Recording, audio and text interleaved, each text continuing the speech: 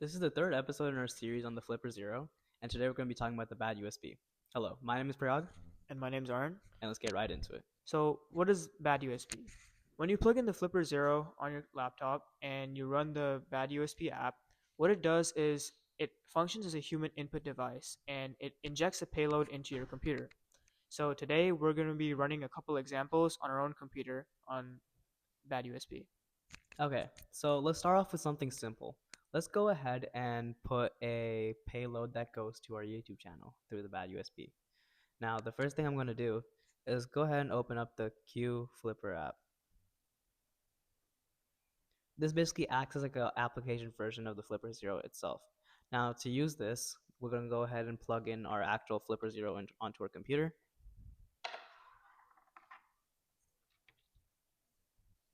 And in a second, it should load up. All right, there you go.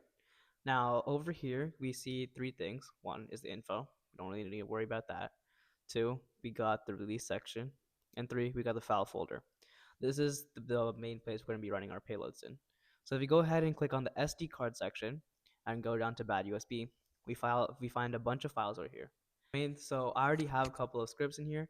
I'll go ahead and show you it. But the one that I'm going to be focusing on today is YouTube channel.txt. So go ahead and open that up. It's a text file that I made using Ducky script, and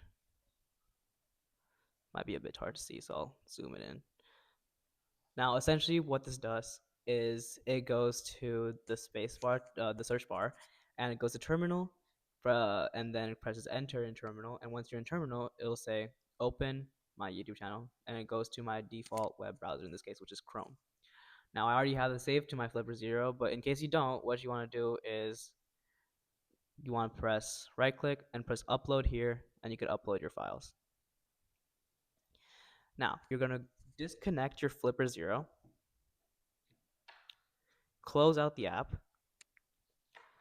go to your Flipper Zero, and go down where you see the bad USB tab, and scroll down until you see that folder that we just added. In my case, it's called YouTube channel.txt. I'm going to click on YouTube channel, and at this point, it will say to connect to a device. Now, I'm going to go ahead and connect the Flipper Zero back to my computer. Remember, I disconnected it before. And it will say, and I'll press the circular button to press run. Now, as you can see, it goes to terminal and it goes to my YouTube channel. Something a little bit dangerous, so let's do something a little bit more complicated. So, I'm going to go to QFlipper and I'm going to connect the flipper to the laptop. So now I'll show you the file. So here's the file that we're going to be going over. So first it's going to delay for 1 second, then it's going to press space, then it's going to open the terminal, press enter, then it's going to type rm space dash rf and then the path to the folder that I want to delete. And then what it does after running the command is it's going to press enter because there's a prompt that shows up that says, are you sure you really want to do this? Because when you run this command, it's going to delete everything without any confirmation. So make sure you know what you're doing again. And then it's going to press Y and then it's going to delete everything in the folder. So let's try it out.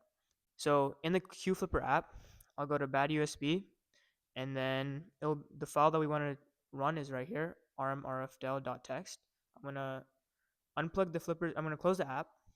Then I'm going to unplug the Flipper Zero.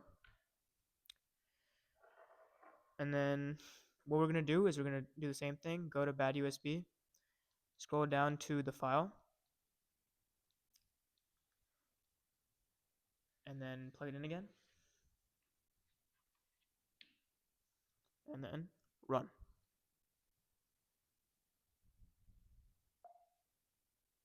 So let's go back to the Finder.